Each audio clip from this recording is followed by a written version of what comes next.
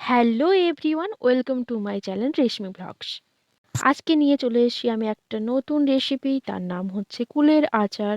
তোমরা সত্যি করে বলো, তোমরা কারা কারা সরস্বতী পুজোর আগে কুল খেয়ে ফেলেছো? অবশ্যই কমেন্টে জানাও। এবার রেসিপিতে আসা যাক। প্রথমে কুলগুলোকে ভালো করে জলে ধুয়ে তারপর রোদ্রুতে শুকিয়ে নিতে হবে। হ্যাঁ, তবে দেখে নিতে হবে যেন হালকা শুকোয়, বেশি শুকোলে আচারটা ভালোভাবে হবে না। এরপর কড়াইতে সরিষার তেল দিতে হবে, কারণ আচারে মাস্ট সরিষার তেলই লাগে। সাদা তেল দিলে আচারটা স্টোর করে রাখা যাবে না, তাই আমার মত অনুযায়ী তোমরা সরিষার তেলটা ইউজ করো।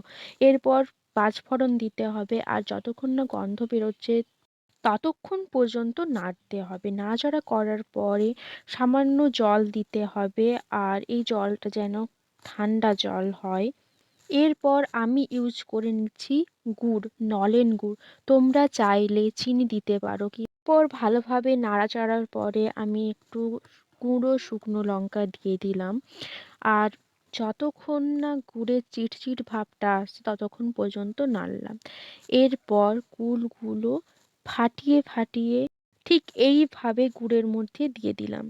এরপর কিছুক্ষণ নাড়লাম, যতক্ষণ না পর্যন্ত কুলগুলো গুড়ের সাথে মিক্স হয়ে না যায়, ঠিক ততক্ষণ নাড়াচাড়া করলাম। কুলের আচার যেমন হয় সেই চিটচিট ভাবটা সেটা পুরোটা চলে চলে আসছিল এই আচারের মধ্যে। হ্যাঁ, একটা জিনিস মিসিং মিসিং মনে হচ্ছে না? হ্যাঁ, স্বাদ মতো নুনটা। নুন না দিলে তো কিছুই ভালো লাগে না, কোনো কিছু স্বাদই আসে না, তাই স্বাদ মতো নুন দিয়ে দিলাম।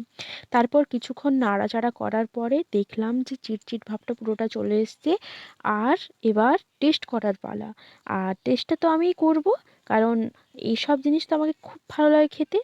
তাই বেশি দেরি না করে চটপট একটা প্লেট নিয়ে আসলাম, আর প্লেটে পড়ে গেছে কুলের আচারটা। ভিডিওটা বানিয়েছিলাম গত রাত্রিবেলা, আর এখন ভয়েস রেকর্ডিং করতে গিয়ে আমার জিভ থেকে অলরেডি জল পড়ে আসছে। মানে এত সুন্দর টেস্টটা ছিল, এখন মনে হচ্ছে আবার গিয়ে খেয়ে আসি। হ্যাঁ, আর আমি না এই কুলের আচারটা স্টোর করেও রেখেছি। উফ, কি খেতে! ভালো লাগলে please like, share, comment. Okay, by.